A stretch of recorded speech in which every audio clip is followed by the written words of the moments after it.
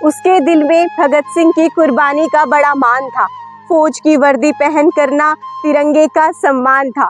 यूं तो बचपन की चोट भी उसे नहीं रुला पाती थी, परंतु किसी जवान की शहीदी उसकी आंखें नम कर जाती थी। वो अपनी माँ की गोद में सोते हुए एक बात कहता कि माँ, इस जिस्म में खून का कतरा कतरा बस मेरे देश के लिए बहता। तेरे आंचल की खुशबू सरहद तक ले जाऊंगा, तेरे लाल की कहानी हर दिल में सजाऊंगा। दिन आया जो वर्दी उसकी पहचान बनी, जो था छोटा लल्ला अपनी माँ का, आज देशभक्ति उसकी जान बनी।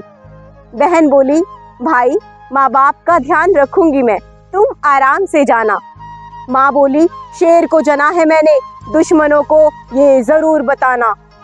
आम प्रशिक्षण से लेकर कड़ी से कड़ी प्रशिक्षण तक उसने की और अब सियाचिन में जाने की बारी उसकी थी। वो जवान बीते सफर में और बलवान हो रहा था।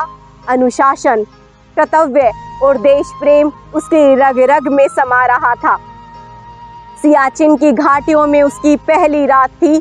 -40 तापमान पर खून के उबाल की अलग ही बात थी। दुश्मनों की हर चाल को करता रहा वो नाकाम, ना कुछ खाया ना पिया, लड़ता रहा बिना किए आराम। अब वो पल आता है जिसका खूब जोरों से इंतजार था। 100 दुश्मनों पर भारी हमारा एक जवान था, लेकिन एक बम का विस्फोट, शरीर के चीथड़े और ममता भरी माँ की पुकार कि बेटा नहीं लौटेगा, कम से कम शरीर तो लौटा दो ताकि कर सकूं मैं उसका दाह संस्कार। उस दिन देश का जवान ही नहीं, माँ का एक बेटा भी शहीद हुआ। बहन की शादी के सपने टूट गए, बूढ़े माँ बाप अकेले छूट गए। परंतु एक काम वो सराहनीय कर गया। न जाने देश के कितने बच्चों में देश प्रेम की भावना भर गया। सुना है उसके गांव से इस साल 5 नई भर्तियां हुई हैं और उन भर्तियों में शामिल एक उसकी बहन भी है।